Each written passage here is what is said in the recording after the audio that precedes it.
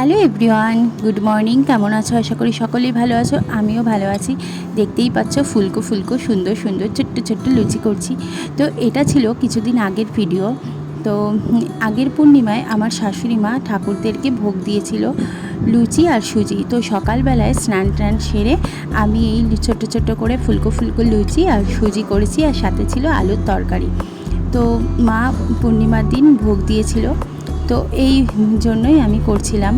আর অনেকগুলোই করেছি দেখো, আর যেহেতু বাটাগুলো ছোটো ওই জন্য ছোটো ছোটো ফুলকো ফুলকো লুচি করেছি, সুজিও হয়ে গেছে। তো এটাই আমাদের সকালের ব্রেকফাস্ট পুজো দেওয়ার পরে।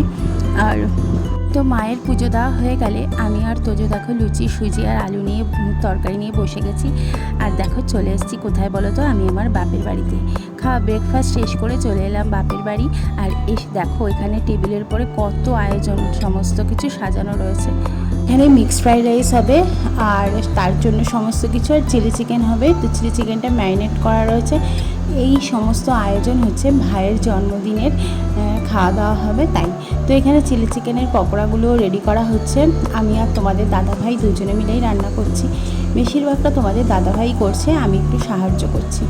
তো ভাইয়ের জন্মদিনে 3-4জন ফ্রেন্ড আসবে, ওরা দুপুরে লাঞ্চ করবে আর আমরাও করব, সবাই মিলে মজা হবে।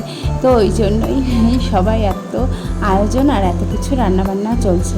তো দেখতেই পাচ্ছ এখানে মিক্সড ফ্রাইড রাইসের জন্য এখন মিক্সড ফ্রাইড রাইসটা রেডি করা হয়ে গেছে মোটামুটি প্রায়।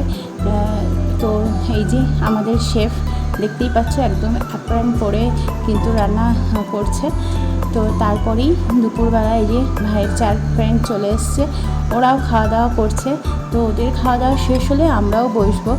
তো ওরা সবাই বলছিল যে রান্না খুব সুন্দর হয়েছে, চিলি চিকেনটাও দারুণ হয়েছে আর মিক্সড ফ্রাইড রাইসটাও দারুণ কিন্তু হয়েছে। তো এই যে খাওয়া দাওয়া শেষ মোটামুটি হয়ে এসছে। এখন এবার আমিও দেখো নিয়ে বসে গেছি মিক্সড ফ্রাইড রাইসের চিলি চিকেন। কেমন লাগলো ভিডিওটি অবশ্যই কিন্তু জানিও। তো চলো টাটা, এখন রাখি, বাই বাই।